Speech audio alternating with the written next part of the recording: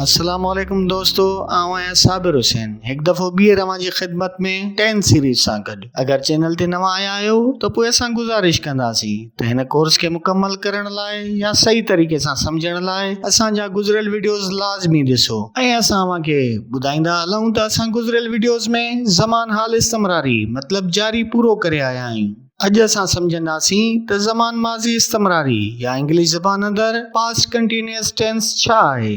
अवां ज़मान हाल त लाज़मी सम्झी आया हूंदा, जिते असीं हलंदड़ वक़्त जो ज़िक्र कंदा आहियूं ऐं हलंदड़ कम बयान कंदा आहियूं। गॾोगॾु अवां अगरि असांजो ज़मान माज़ी सादे वारो वीडियो ॾिठो आहे त पोइ अवां खे ज़मान माज़ी इस्तमरारी सम्झण में घणी देरि कोन लॻंदी। ज़मान माज़ी इस्तमरारी English definition: past continuous tense. It is the reference to a time in which we were before or have done our work previously but with continuity. That's why it is called past continuous tense. ज़मान हाल जारी वांगे ज़मान माज़ी जारी भी पंहिंजो पाण में हिकु definition आहे। मतलब त उहो कम जेको माज़ी में थियो हुजे ऐं जारी रहियो हुजे। मिसाल तौर मां मानी खाई रहियो हुयुसि, मतलब त मानी खाइण माज़ी में जारी हुयो। हाणे सम्झंदासीं त ज़मान माज़ी इस्तमरारी अंदरि जुमला कीअं ठहंदा। ज़मान हाल इस्तमरारी वांगे हिन ज़मान में भी हेल्पिंग वर्ब मतलब त मददी फेल इस्तेमाल थींदो, जिते ज़मान हाल इस्तमरारी अंदरि मददी फेल इज, एम ऐं आर हुआ, पर हिन ज़मान अंदरि मददी फेल वाज़ ऐं वर इस्तेमाल थींदा। अचो त समझूं।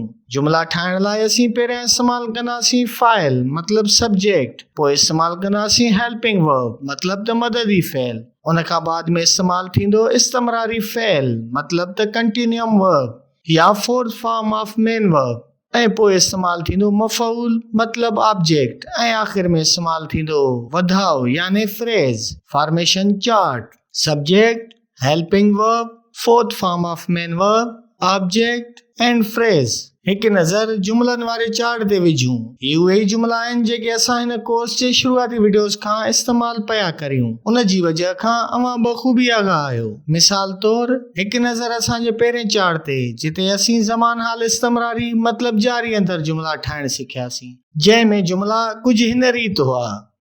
हाणे हलूं था ज़मान माज़ी इस्तमरारी जे जुमलनि वारे चार्ट ॾांहुं। मां मोबाइल इस्तेमाल करे रहियो हुयुसि, हूअ टेलीविज़न ॾिसी रही हुई, उहे अंग्रेज़ी ॻाल्हाए रहिया हुया, कलम अखर लिखी रहियो हुयो। हलूं था इंग्लिश ट्रांसलेशन जी तरफ़। I was using mobile. He was watching television. They were speaking English. Pen was writing letter.